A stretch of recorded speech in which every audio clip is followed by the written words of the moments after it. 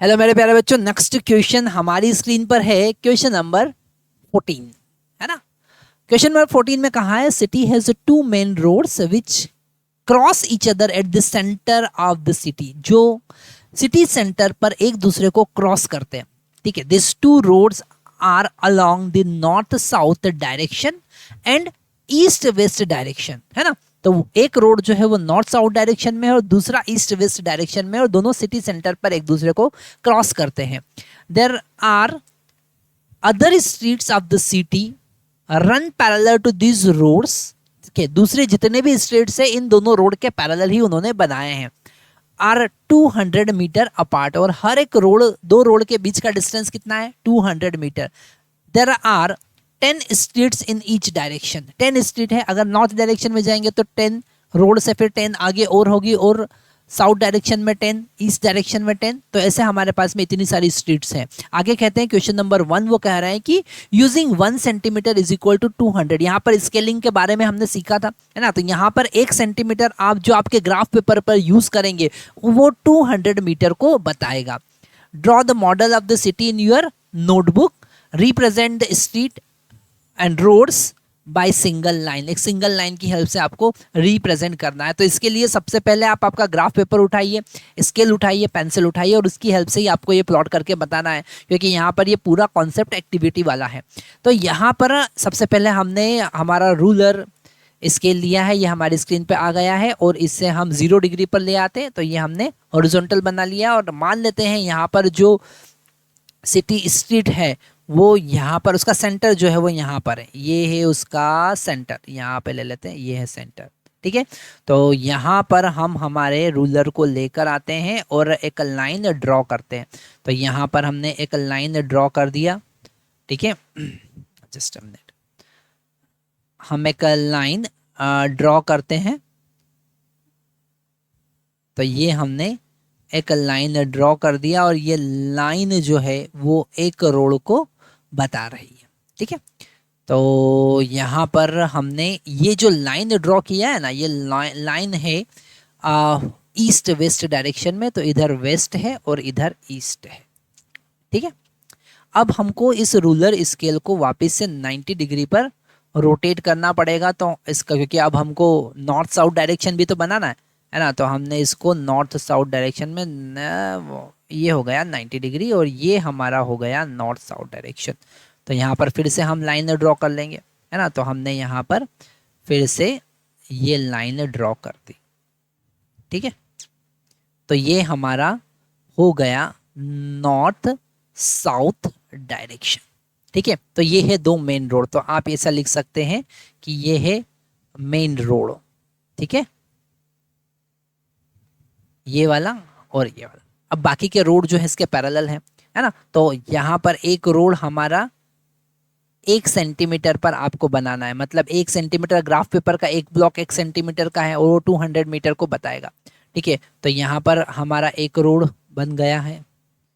ऐसे हमको ये दूसरा रोड यहाँ पर बन गया है, ठीक है।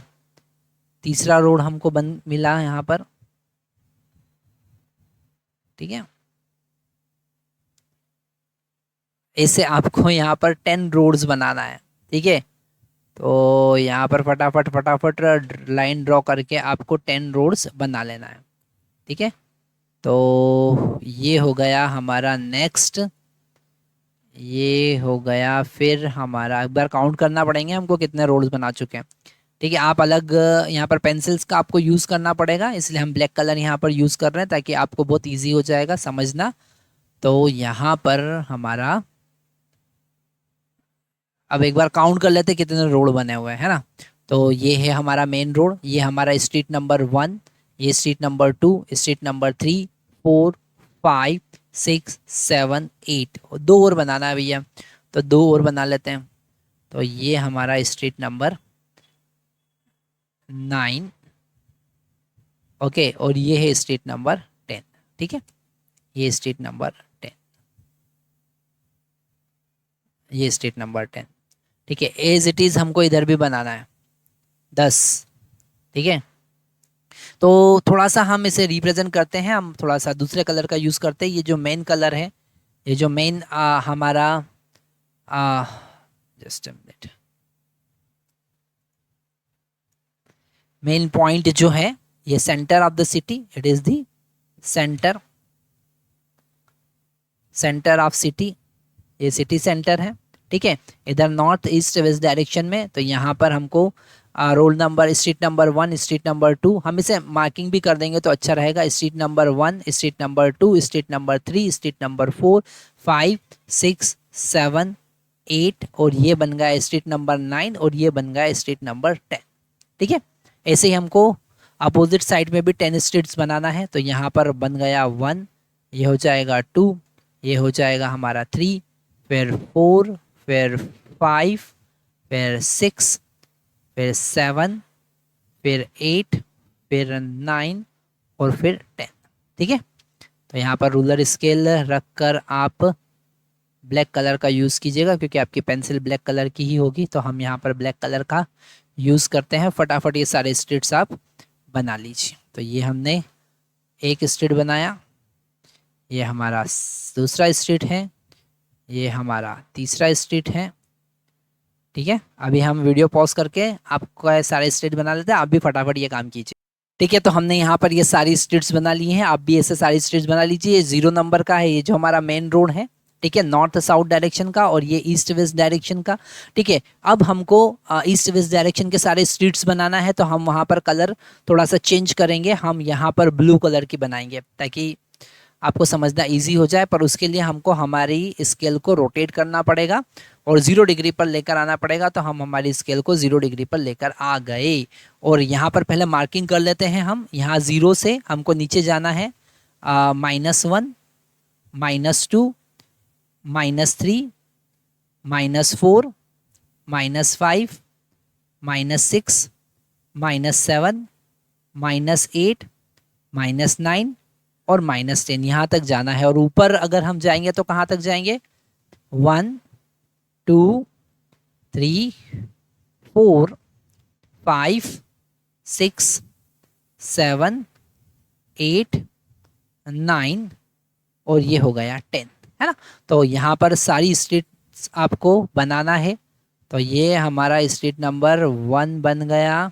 ठीक है, अब तो थोड़ा इजी हो जाएगा बनाना, क्योंकि हमको पता है कहाँ से कहाँ तक। तो स्ट्रीट नंबर 1, ये स्ट्रीट नंबर 2, ऐसे सारी स्ट्रीट फटाफट आप प्लॉट कर लीजिए। चलिए, तो ये हमारा मॉडल बन गया स्ट्रीट का। ठीक है, और यहाँ पर आप स्केल भी लिख सकते हैं, ऐसा साइड में लिख सकते हैं कि हमने जो स्केल यूज़ किया है वो 1 centimetre is equal to 200 metre के बराबर लिया। ये स्केल भी आप लिख सकते हैं, जो कि लिखना बहुत ज़्यादा जरूरी। ठीक है, इसी का हम सेकंड पार्ट देखते हैं। क्वेश्चन नंबर 14 का सेकंड पार्ट हमारी स्क्रीन पर अब हम देख रहे हैं। क्वेश्चन में गिवन है there are street intersection in the model. ठीक है, यहाँ पर हम देख सकते हैं कि जो स्ट्रीट है वो एक दूसरे के साथ इंटरसेक्ट करती है। Each street intersection is form by 2 streets. ठीक है, तो यहाँ पर स्ट्रीट इंटरसेक्शन मॉडल है। हर एक स्ट्रीट जो है वो दूसरी स्ट्रीट के साथ में क्या कर रही है? इंटरसेक्ट कर रही है। One is running in north south direction and other is running in east west direction. Each street intersection, ये स्ट्रीट इंटरसेक्शन एक कंप्लीट वर्ड है। Street intersection is referred in the following manner.